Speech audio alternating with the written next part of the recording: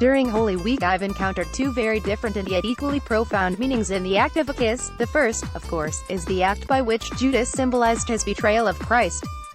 A tender, intimate act which was a lie and a travesty. The other was the act by which we show reverence for the cross of Christ in the liturgy of Good Friday.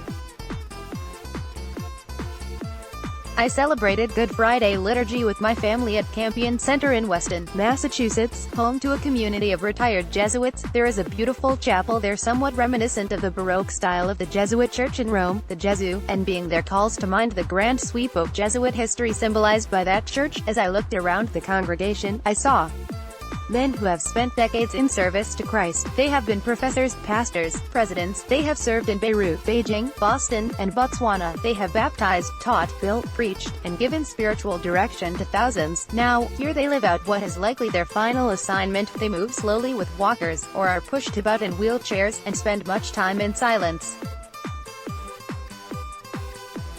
The celebrant raised the cross as he and two other priests approached the altar. Behold the cross of Christ, on which was hung the salvation of the world. The three of them processed around the large chapel, pausing for those who were non-ambulatory, so that they might kiss the cross. The rest of us later processed up the center aisle in order to similarly revere the cross.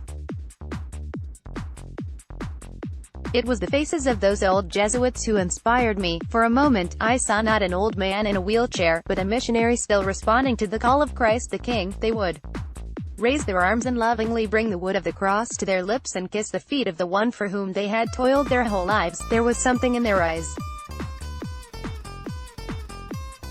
I could see it. They are still in love.